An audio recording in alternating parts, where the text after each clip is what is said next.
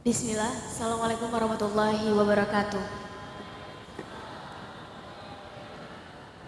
Alhamdulillah rabbil alamin. Wa bihi nasta'in ala umuri dunya waddin wa ala alihi wa sahbihi ajmain amma ba'du. Saya senang sekali bisa hadir di Masjid Al-Muttaqin di weekend yang berbahagia ini bertemu dengan teman-teman muda pilihan. Kenapa teman-teman muda pilihan? Karena biasanya kalau weekend anak muda ngabisin di mana? Di mall, di mana lagi? Rebahan. Di mana lagi? Di kamar, leye-leye, apalagi nongkrong, ngopi-ngopi, dan lain-lain. Silahkan teman-teman isi sendiri. Sedangkan teman-teman mau meluangkan waktunya weekend ini di sini berkumpul dengan teman-teman. Ini dari DKM berarti ya? Komunitas Sahabat Alam Al-Muttaqin. Yang jelas, sejarah sudah menunjukkan teman-teman bahwa perubahan itu sesuai dengan tema kita hanya bisa dibentuk oleh mereka yang punya daya dobrak, yang punya semangat yang melawan arus. Kita bisa lihat kalau ikan itu berenang melawan arus, tandanya ikan itu masih hidup. Kalau ikan sudah ikut dengan arus, sudah ikut air, tandanya ikannya mati, betul ya?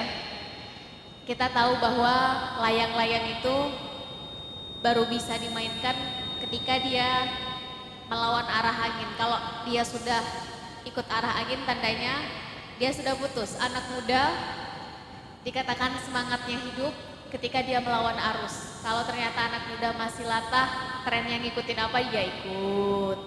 Semua orang bilang apa, dia ikut. Tidak ada daya dobrak dari diri dia untuk mengubah. Tidak ada semangat melawan arus, mengubah status quo yang sedang terjadi. Maka sebetulnya semangat mudanya dipertanyakan. Sehingga Sherly berani bilang bahwa teman-teman yang hadir di sini adalah teman-teman pilihan. Kita takbir dulu untuk teman-teman semua. Allahu Akbar.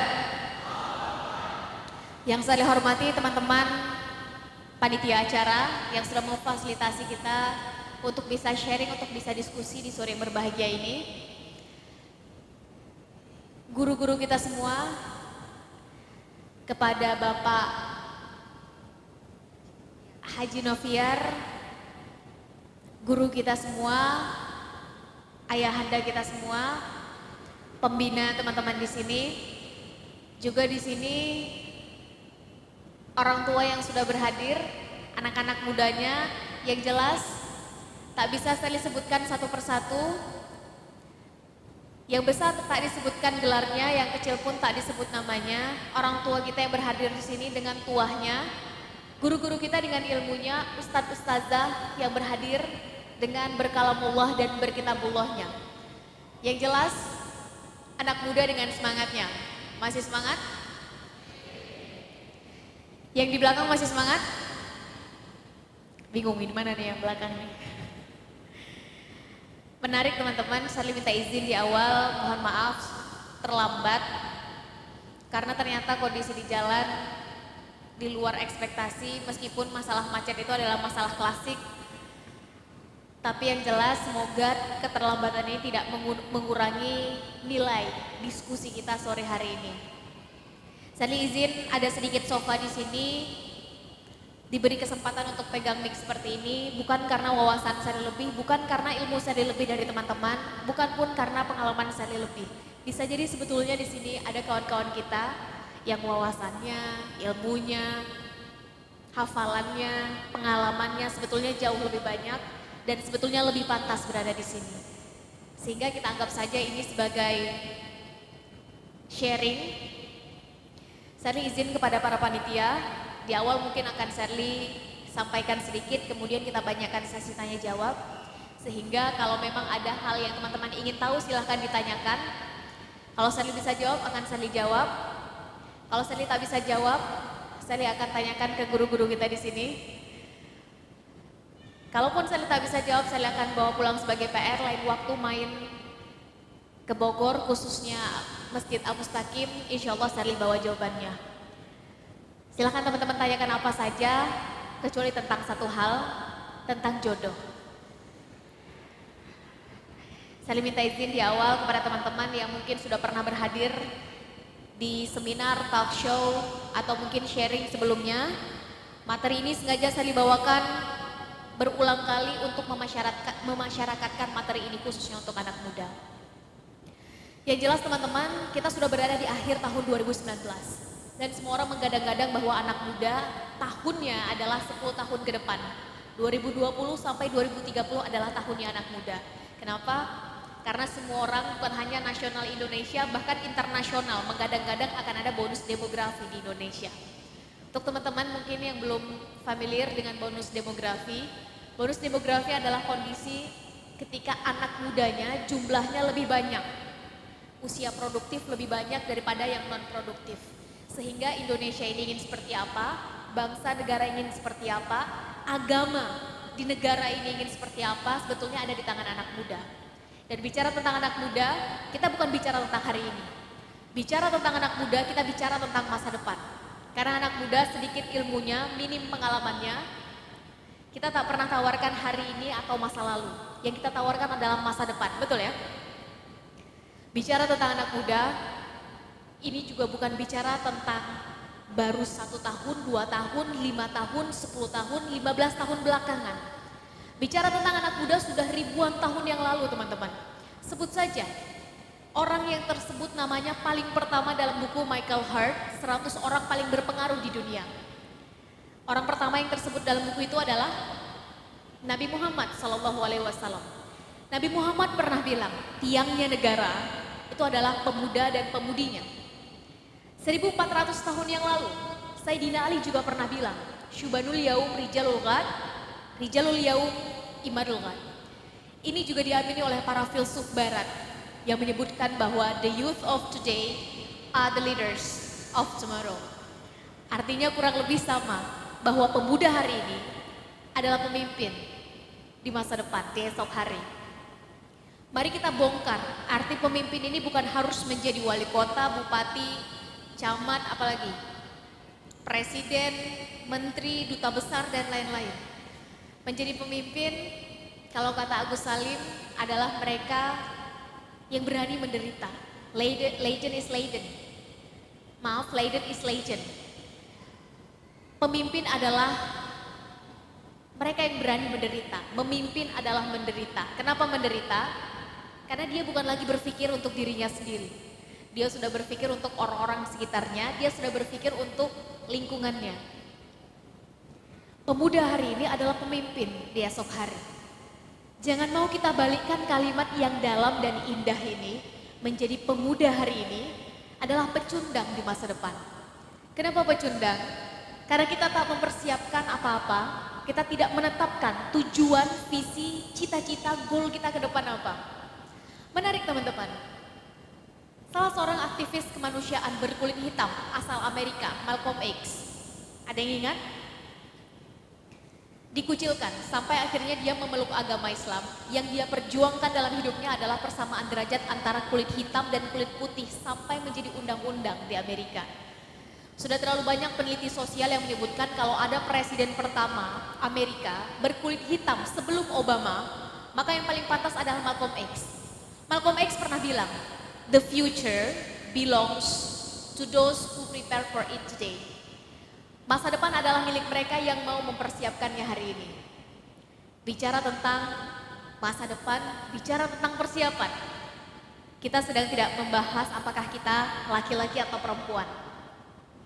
Bicara tentang persiapan dan masa depan, Malcolm X tidak sedang membahas kita lahirnya di mana, berproses di mana, kondisi sosial ekonomi, latar belakang keluarga kita seperti apa, kita lahir ke dunia dari rahim perempuan mana, kita tidak sedang membahas itu. Bicara tentang persiapan dan masa depan, anak muda, selama mau melakukan persiapan, maka kita semua punya kesempatan yang sama untuk melihat masa depan. Pertanyaan besarnya adalah sekarang persiapan yang kita lakukan sudah sampai di tingkat mana?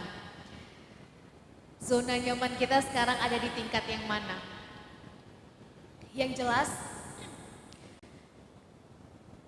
manusia tipikalnya hanya dibedakan dalam melihat masa depan. Itu hanya dibedakan menjadi 4 tipe. Pertama adalah mereka yang pesimis. Silakan teman-teman tanyakan satu pertanyaan tentang masa depan kepada mereka yang pesimis. Jawabannya akan nyaris selalu dimulai dengan awalan ah. Bagaimana ingin melihat diri sendiri 5-10 tahun ke depan? Ah, itu mereka sajalah duluan. Mereka yang kaya-kaya, mereka yang dekat dengan kekuasaan. Kalau masih kuliah, mereka duluan saja yang pintar-pintar, IQ-nya tinggi, rajin-rajin, mereka duluan saja yang lulus duluan. Kalau saya mah apa tuh? Teman-teman kapan mau mulai punya usaha sendiri? Itu mereka saja yang punya ide, gagasan dekat dengan financial resources, dekat dengan investor, mereka aja yang duluan. Kalau saya ini kan cuma butiran bubuk biskuit. Tipikal manusia seperti ini teman-teman, duluan mengecilkan dirinya sendiri sebelum orang lain. Tipikal manusia seperti ini duluan mengkerdilkan potensi yang dititipkan oleh Yang Maha Kuasa pada dirinya sebelum orang-orang sekitarnya. Tipikal manusia yang kedua naik satu tingkat lebih tinggi, mereka yang realistis. Silahkan tanyakan satu pertanyaan pada manusia jenis ini tentang masa depan. Mereka akan nyaris selalu menjawab dengan awalan, ya sudahlah. Teman-teman, kapan mau mulai punya usaha dengan revenue tahunan 10 miliar per tahun? Gak ada yang bilang amin. Berat ya emang sepertinya bilang amin. Ya sudahlah, nanti kalau saya sudah selesai kuliah, bagi teman-teman yang kuliah, syukur-syukur saya bisa dapat gaji di atas UMR, syukur 2 digit gaji saya, pelan-pelan saya mulai mengumpulkan modal. Ketika mulai ada ide, gagasan, saya mulai bisnis saya, sehingga beberapa tahun kemudian saya mulai bisa membuka cabang. Bagaimana kalau ternyata tidak? Ya sudahlah, kita lihat saja nanti bagaimana. Teman-teman, kapan mau mulai punya mobil dan rumah sendiri, tidak lagi merepotkan orang tua? Syukur-syukur nanti sesudah ini saya mulai bisa penghasilan saya di atas kebutuhan saya, sehingga saya mulai bisa menabung, saya mulai bisa berikan sedikit ke orang tua. Saya mulai bisa menabung, saya mulai bisa sisihkan untuk keinginannya apa, umroh, haji, atau membeli sesuatu yang diinginkan. Bagaimana kalau ternyata tidak? Hasilnya pas-pasan sesuai dengan kebutuhan, yang didapat pun pas sesuai dengan yang harus dikeluarkan. Ya sudahlah, kita ikuti saja jalan takdirnya bagaimana.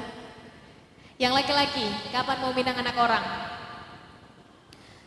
Kalau nanti calon mertua sudah kasih lampu hijau, perempuannya juga sudah ada yang mau, akhwatnya sudah ada yang mau, nanti saya maju. Bagaimana kalau tidak? Ya sudahlah.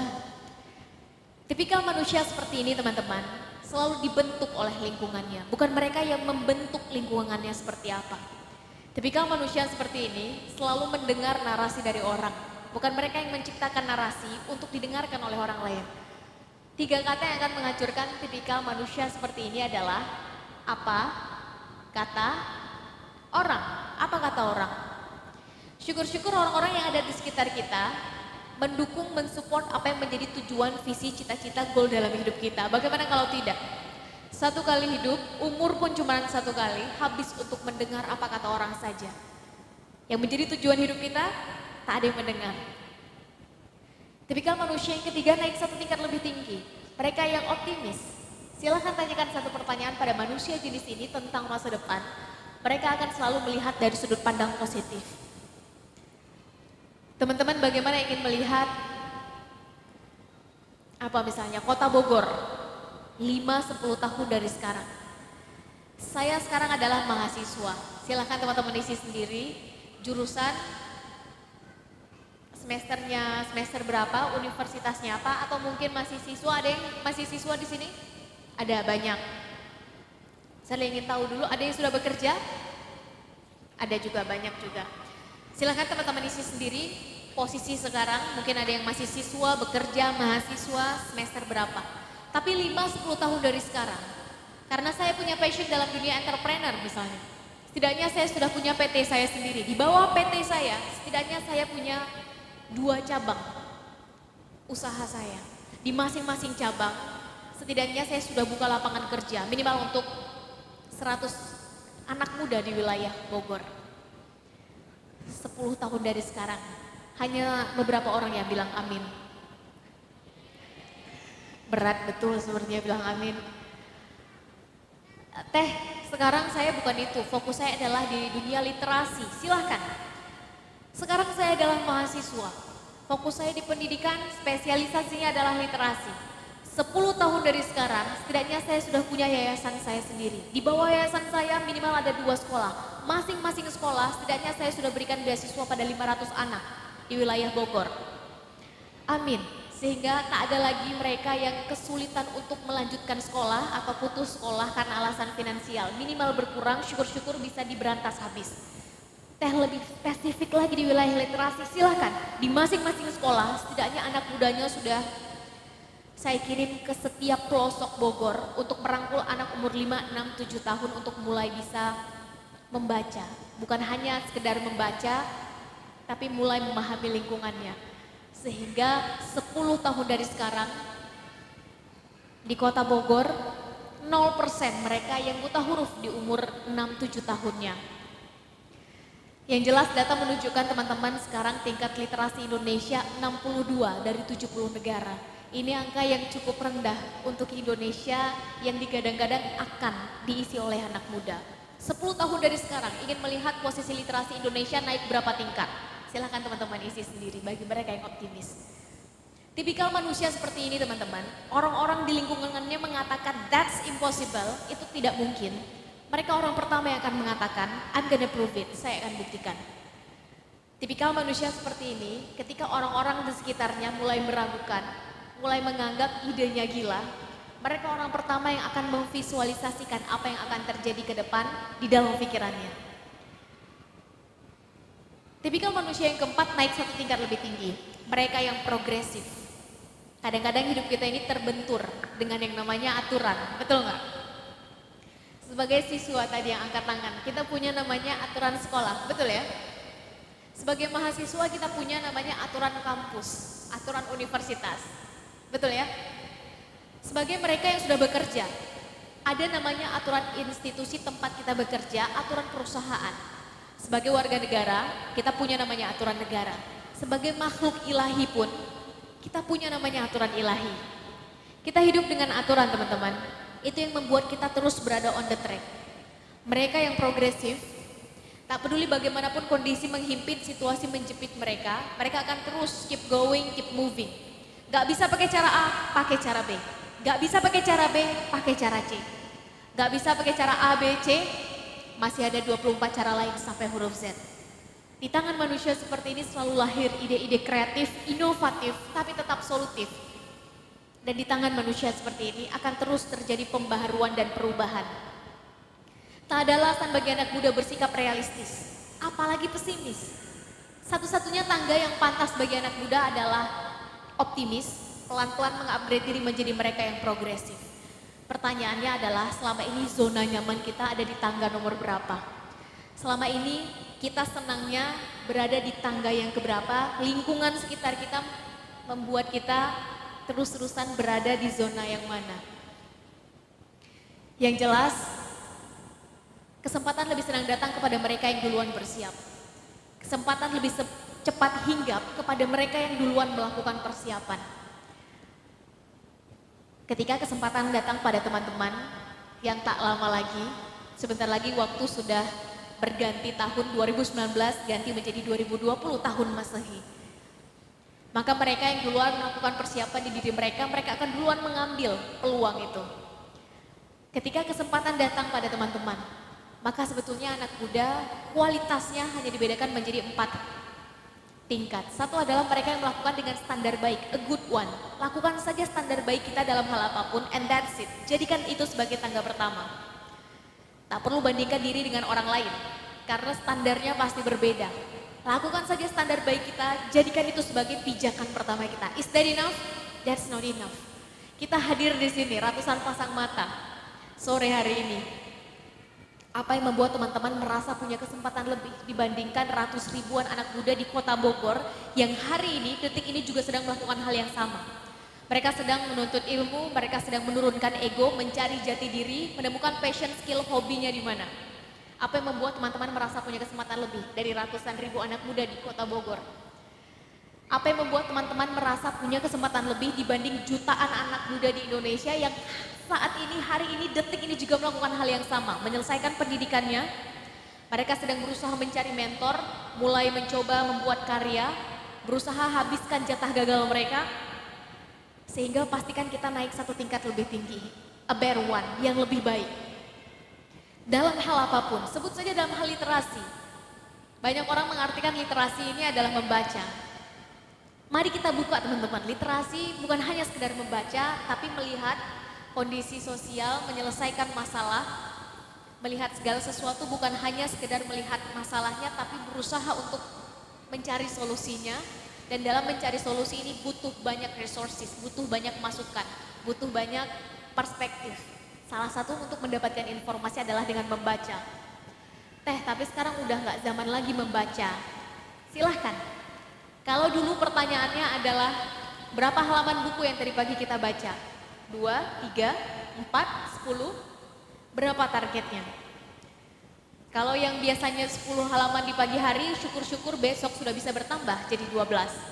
Kalau tadi pagi 15, syukur-syukur besok sudah bisa bertambah menjadi 20. Berapa target buku selesai dalam 1 tahun? Sekarang udah gak zaman lagi baca buku. Sekarang zamannya ngapain? Audio visual. Nonton YouTube, betul ya? Silahkan, berapa jumlah tontonan YouTube yang kita selesaikan dalam minggu ini yang bermanfaat? Kalau setiap hari nonton YouTube, habislah kuota kita. Silahkan. Apalagi sekarang zamannya. Podcast, silahkan. Tips dan trik, silahkan mulai. Berapa tips dan trik bermanfaat yang teman-teman aplikasikan dalam minggu ini? Bangun lebih pagi, tidur lebih malam, lebih banyak berdiskusi, mencari mentor, sholat subuhnya berjamaah, silahkan. Selama hari ini lebih baik dari kemarin, besok lebih baik dari hari ini, maka kita naik satu tingkat lebih tinggi. Mereka yang lebih baik, a better one. Is a better one enough? That's not enough. Kedepan teman-teman, Indonesia ini tak akan lagi dilihat dari batas-batas provinsi. Dunia ini tak akan lagi dilihat dari border-border negara. Selama kita manusia punya skill di atas rata-rata dibanding yang lainnya, maka kita tetap akan bisa bermanfaat, tetap akan digunakan, tetap akan dipakai skillnya. Kita yang hadir di sini pasti punya passion, skill, hobi, ilmu, bidang yang berbeda, betul ya?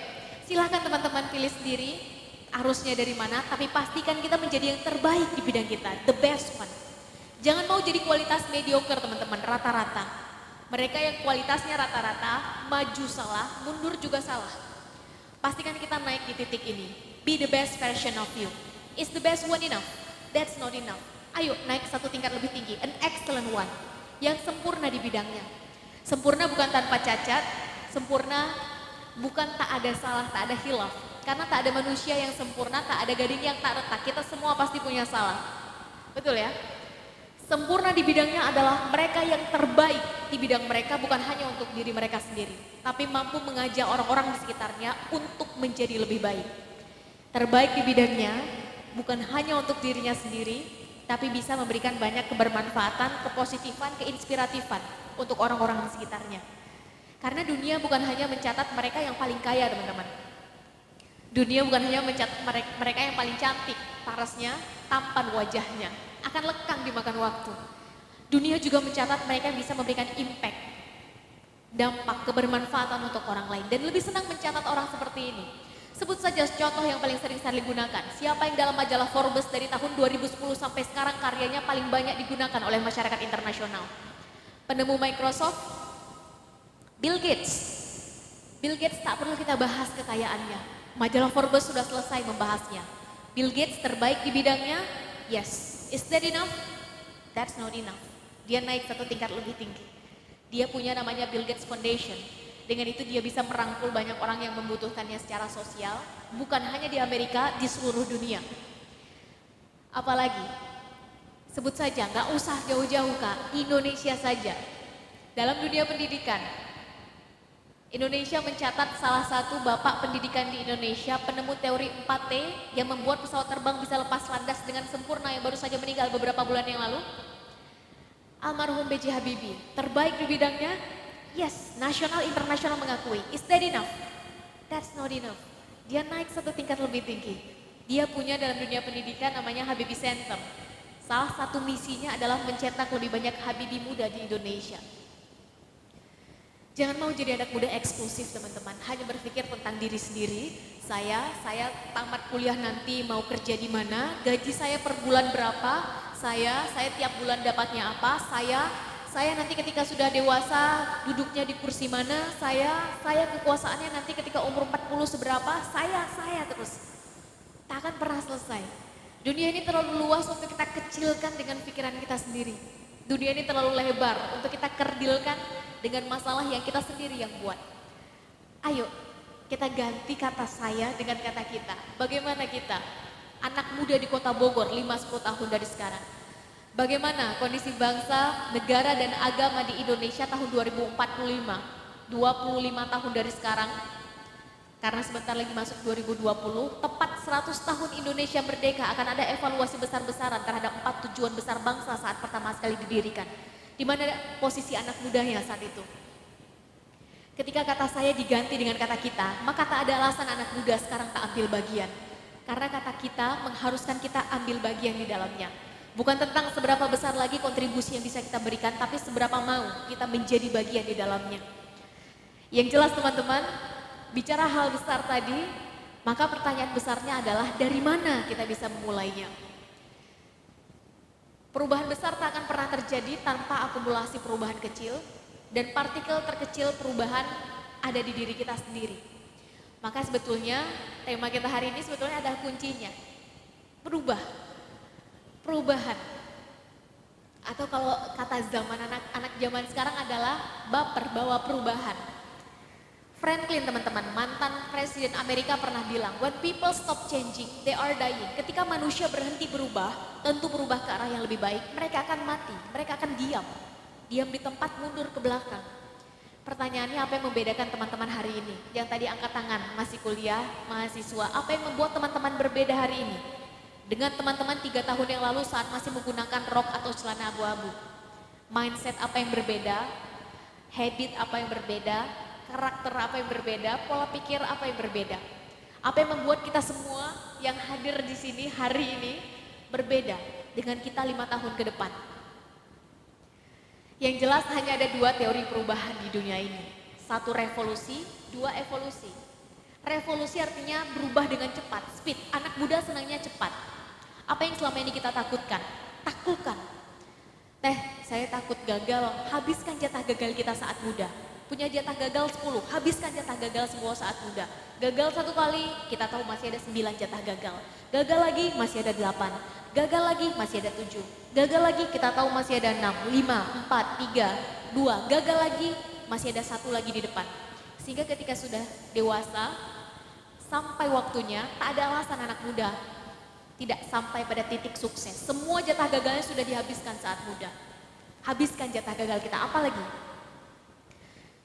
Saya ke depan mau buka usaha, tapi saya nggak bisa digital marketing, saya belum paham. Besok ambil kelasnya, pelajari, temukan mentornya, mulai. Apalagi, saya takut bicara di depan umum. Sekarang maju ke depan, ambil mic-nya, cari mentornya, mulai. Ambil tanggung jawab, setiap ada acara, jadi MC, jadi moderator, mulai dari sekarang. Apalagi, apa yang kita takutkan, datangi, pelajari, taklukkan. Saya takut berenang, besok datangi kolam renang, cemplungkan diri, cari gurunya, pelajari. Bukan untuk tenggelam ya. Apa yang kita takutkan selama ini, jangan dijauhi. Justru anak muda, apa yang ditakutkan, datangi, pelajari, taklukkan apa yang ditakutkan. Secara resiko tentu lebih besar, tapi secara efektivitas waktu dan efisiensi tentu lebih tinggi. Atau pakai cara yang kedua, evolusi, berubah tapi pelan-pelan. Butuh waktu. Dan orang yang bisa sukses berubah tapi pelan-pelan ini adalah mereka yang punya kecerdasan paling tinggi pada manusia. Kecerdasan daya tahan.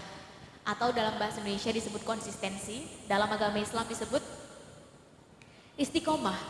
Memutuskan berubah teman-teman, memutuskan berhijrah, itu gampang. Yang sulit adalah istiqomahnya. Dari Harvard University, Psychological Center-nya menyebutkan, Kecerdasan paling tinggi manusia adalah kecerdasan daya tahan. Silahkan teman-teman tanyakan.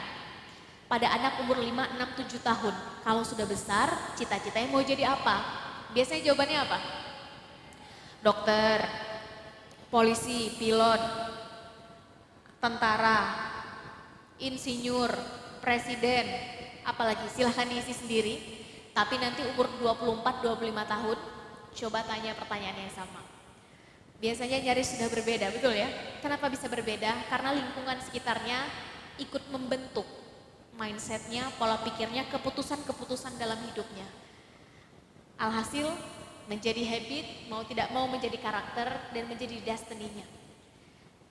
Kecerdasan paling tinggi pada manusia adalah daya tahannya, daya juangnya terhadap sesuatu yang dia yakini. Sehingga dalam hal ini, saya senang sekali membagikan satu quotation yang saya baca saat SMA, berhasil mengubah pola pikir saya tentang berubah, tapi pelan-pelan.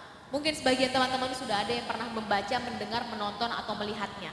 Seorang Perdana Menteri perempuan pertama Inggris, Margaret Thatcher, pernah mengatakan teman-teman, watch your thought, for they become your words. Watch your words, for they become your actions. Watch your actions, for they become your habits. Watch your habits, for they become your character.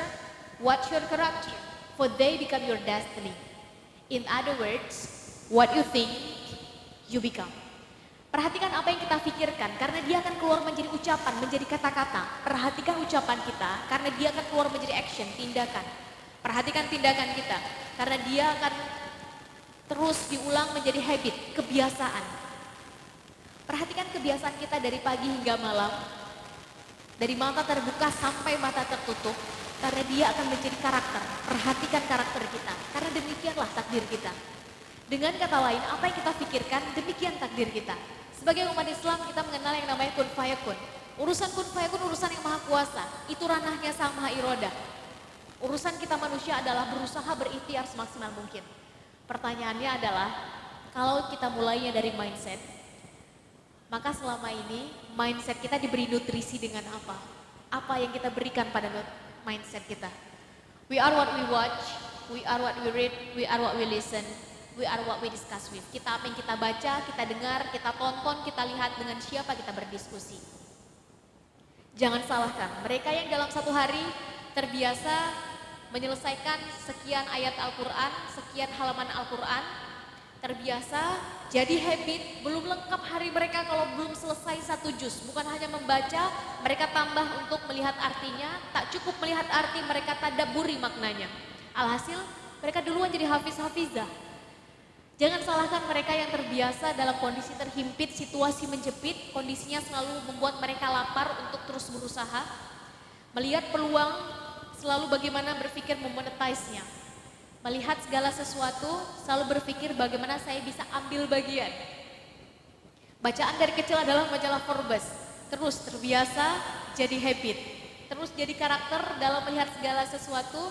Mereka selalu berpikir profit, profit, profit. Alhasil mereka duluan jadi entrepreneur. Jangan salahkan mereka yang terbiasa dalam satu hari bikin target. Minimal baca sekian halaman berita. Tak cukup hanya membaca, bikin analytical thinking-nya. Hobi mereka adalah berdiskusi, berbeda pendapat adalah hal yang biasa. Jadi kebiasaan, jadi habit. Yang paling mereka senangi adalah berdebat, berdiskusi, mempertahankan gagasan.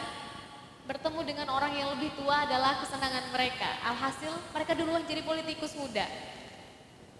Pertanyaannya adalah, selama ini kita anak muda menghabiskan waktu, membiasakan diri, berdiskusi, membaca, menonton, mendengar, yang kita stalking adalah apa, siapa, di mana, bersama siapa. Menarik teman-teman, kita bisa diskusi tentang ini karena kebetulan sekarang Sherly sebagai salah satu researcher di Paramadina Public Policy Institute mendalami tentang ini, tentang bagaimana potensi anak muda dalam 10 tahun ke depan terhadap kebijakan publik termasuk politik dan ekonomi nasional. Menarik, anak muda sekarang punya potensi yang sangat besar. Siapa duluan yang mengambil potensi ini, maka mereka duluan yang dapat frekuensi anak muda ini. Kalau tahun 2018, Indonesia ditempatkan sebagai negara ketiga paling aktif media sosial. Pertama India, kedua Amerika, ketiga Indonesia, keempat Meksiko, kelima Brazil. Dan tahun 2018, tahun lalu, anak muda Indonesia habiskan satu hari 8 jam di internet. 8 jam ini waktu yang banyak teman-teman. Sepertiga hari yang kita punya habisnya di internet. Sepertiga hari habis di internet, sepertiga hari untuk istirahat, 8 jam, sepertiga hari untuk makan, apalagi buang air, ngobrol, ke sekolah, ke kampus, ke tempat, ke kantor, diskusi dengan orang tua, dan lain-lain. Sepertiga hari kita 8 jam, habisnya untuk apa? Menariknya lagi adalah tahun 2019 bertambah 3 jam. Anak muda Indonesia dalam satu hari habiskan waktu 11 jam di internet. Hampir setengah hari kita habisnya di internet. Tak ada masalah, karena sekarang memang arahnya ke situ semua. Industri 4.0 menuntut kita untuk bisa masuk ke dalam itu. Pertanyaannya adalah kita ngapain di internet? Ngapain kira-kira? Balas email boleh. Kita ngerjain tugas silahkan. Apalagi? Stalking mantan boleh. Main game, nonton YouTube. Apalagi? Baca Quran digital sekarang sudah banyak tersedia. Almat surat pagi sore silahkan.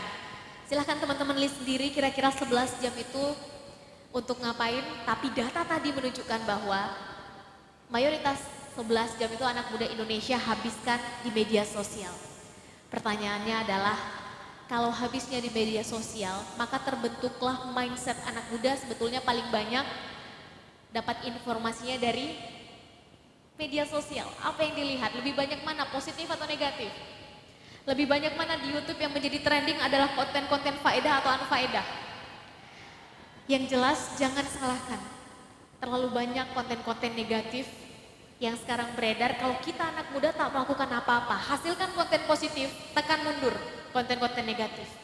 Jangan salahkan yang menjadi trending di YouTube adalah konten-konten unfaedah. Kalau kita anak mudanya tak melakukan apa-apa, hasilkan konten positif lebih berfaedah, tekan mundur konten-konten unfaedah. Sehingga kalau ditanya sekarang siapa subjeknya, siapa objeknya, subjeknya adalah anak muda, objeknya adalah anak muda. Stop. Udah cukup anak muda jadi objek, sekarang waktunya anak muda jadi subjek. Udah cukup anak muda hanya digadang-gadang sebagai bonus demografi, sekedar menjadi ombak. Ombak kalau sekali terhempas ke pantai, baliknya jadi apa? Jadi buih. Sudah cukup, sekarang saatnya anak muda memainkan ombak itu. Udah cukup anak muda mainnya di hilir, sekarang saatnya anak muda main di hulu. Udah cukup anak muda mainnya di pinggiran, sekarang waktunya jadi pemain. Tak bisa jadi pemain utama, setidaknya kita jadi pemain cadangan. Tak bisa jadi pemain cadangan, setidaknya kita mendekat dulu, kita lihat lebih dekat supaya lebih peka, sehingga kita tahu persiapan apa yang harus kita persiapkan dari sekarang. Yang jelas teman-teman, miliki dulu visi dalam hidup, sehingga kita tahu apa yang akan kita perjuangkan. Mereka yang tak punya visi dalam hidup, pada akhirnya akan bekerja untuk orang lain, memenuhi visi hidup orang lain. Miliki tujuan dalam hidup, mereka yang tak punya tujuan dalam hidup akan bekerja, dibayar oleh orang lain, memenuhi tujuan hidup orang lain. Syukur kalau visi hidup kita dengan orang yang kita bekerja padanya itu sejalan, searah, sewarna, tak ada masalah. Kita bekerja, memenuhi visi hidup orang, di waktu yang bersamaan kita juga memenuhi visi hidup kita sendiri. Bagaimana kalau tidak? Satu kali hidup, umur pun singkat, habis untuk menghidupi visi hidup orang lain. Anak muda, tetapkan dulu visi hidupnya apa, tujuannya apa, breakdown. Nanti kita bisa bahas dengan teori 5Y. Tetapkan berapa waktu lama yang kita punya, mulai. Analisa diri sendiri, apa kelebihan teman-teman, apa kekurangan teman-teman, apa opportunity-nya, kesempatannya, apa ancaman teman-teman, tantangannya dalam 10 tahun menggapai cita itu. Yang jelas Denzel Washington pernah bilang, to get something we never had, we must do something we never did. Untuk mendapatkan sesuatu yang belum pernah kita dapatkan, lakukan sesuatu yang belum pernah kita lakukan. Karena selalu ada cara extraordinary untuk mendapatkan hasil di atas rata-rata. Kalau caranya biasa-biasa saja, sudah ketahuan hasilnya juga akan biasa-biasa saja. Dan formulasi seperti ini sudah ribuan tahun yang lalu dipraktekkan oleh orang yang bukan hanya di satu wilayah terkenalnya, seluruh dunia mengenalnya. Bukan hanya di satu generasi namanya disebut, lintas generasi jasanya dikenang. Sebut saja Nabi Muhammad, bagaimana mengubah sahabatnya dari suku Baduy menjadi para pengusaha sukses. Sebut saja Nabi Muhammad mengubah sahabatnya dari suku Baduy menjadi para panglima perang. Afrika, Eropa, Asia Pasifik, termasuk Indonesia, semuanya selesai. Kita masuk ke generasi sesudahnya. Bagaimana Sultan Murad II menghasilkan generasi seperti Sultan Muhammad Al-Fatih. Muhammad Al-Fatih dengan cerita penaklukan kota Konstantinopelnya sudah sangat masyhur. Kapal yang biasanya berada di mana? Di laut, di atas permukaan air, naik ke dataran. Datarannya bukan begini, begini. Sehingga dinding kota Konstantinopel ratusan tahun tak pernah tersentuh, jatuh, roboh, runtuh. Di tangan siapa? Anak muda, usianya berapa? 21 tahun. Teh gak usah jauh-jauh, masuk saja ke Indonesia. Ayo kita bahas. Bagaimana Hos Cokro Aminoto melahirkan generasi seperti Soekarno, Hatta, Agus Salim, Muhammad Nasir, dan lain-lain. Kita naik sedikit ke Turki, bagaimana Said Nursi melahirkan generasi seperti Erbakan dilanjutkan oleh Erdogan. Yang mau tidak mau, suka tidak suka, ada perubahan luar biasa saat Erdogan memimpin. Sebut saja yang paling kecil, perempuan yang sebelumnya tak boleh pakai hijab, ke institusi pendidikan tempat dia sekolah, ke tempat dia bekerja, sekarang sudah boleh. Ada cara yang luar biasa untuk menghasilkan di atas rata-rata. Sehingga pertanyaan besarnya adalah, apakah cara kita selama ini biasa-biasa saja? Apakah kita hanya mengulang cara yang terus-terusan begitu-begitu saja? Kalau tidak, syukur, kita lanjutkan. Kalau cara kita biasa-biasa saja dan mengulang-ulang, maka Albert Einstein pernah bilang, teman-teman, insanity is doing the same thing over and over again but expecting different result. Kegilaan adalah melakukan hal yang sama berulang-ulang kali dan berharap hasil yang berbeda. Pertanyaan besarnya adalah, so what makes us different today? Apa yang membuat hari ini berbeda di diri kita? Caranya, visinya, pola pikirnya, mindsetnya, habitnya, karakternya. Pulang dari sini, mari sama-sama kita mulai urai. Yang jelas ide dan gagasan hanya sekedar ide dan gagasan tanpa eksekusi. Yang mahal dari karya adalah eksekusinya. Semua orang bisa punya ide, semua orang bisa punya gagasan. Tapi yang mau berani ambil resiko mengeksekusi, teman-teman bisa lihat, hanya hitungan jari. 15 tahun yang lalu, ada sekitar 10-15 anak muda di Indonesia yang punya ide untuk mengonlinekan toko seluruh Indonesia. Tapi yang berani untuk mengeksekusinya, hitungan jari. Yang bisa bertahan sampai sekarang, silahkan teman-teman hitung sendiri. Sekitar 20 tahun yang lalu, sebetulnya ada sekitar 10-12 anak muda di Indonesia yang punya ide untuk mengonlinekan transportasi di Indonesia. Yang berani untuk mengeksekusi, hitungan jari. Yang bertahan sampai sekarang tinggal 2, satu dari Indonesia, satu dari Malaysia. Pulang dari sini, kita bukan lagi anak muda yang hanya sekedar bertahan di ide dan gagasan, yang hanya sekedar mencari masalah. Kita adalah anak muda yang berani mengeksekusi solusi dari masalah. Kita adalah anak muda yang berani bukan hanya sekedar urut angan, tapi kita berani untuk turun tangan. Yang jelas, bicara tentang anak muda, kita bukan lagi bicara tentang umur. Bicara tentang anak muda adalah tentang pilihan sikap, pilihan mindset. Kita ingin menjadi seorang yang pesimis atau optimis. Bicara tentang anak muda adalah tentang pilihan sikap. Kita ingin terus menjadi mereka yang ragu-ragu dalam membuat tindakan atau yakin dalam membuat keputusan. Bicara tentang anak muda adalah tentang pilihan sikap, kita ingin terus berada pada keputusasaan atau bergerak dengan harapan. Yang jelas kita akan tua setua keputusasaan kita pun akan muda semudah harapan kita. Kita akan tua setua keraguan-raguan kita dalam membuat keputusan, dan kita akan muda semudah keyakinan kita dalam mengambil tindakan. Kita akan tua setua pesimisme kita, dan kita akan muda semudah optimisme kita. Selama harapan, keyakinan, dan optimisme itu masih ada di dalam dada, maka kita masih selamanya muda. Jangan mau jadi anak muda pengecut. Hidup kita cuma satu kali, ayo kita hidup yang berarti. Akan ada yang berubah, akan ada yang bertahan. Tapi satu yang pasti, harapan, keyakinan, dan cita-cita harus terus diperjuangkan. Terima kasih.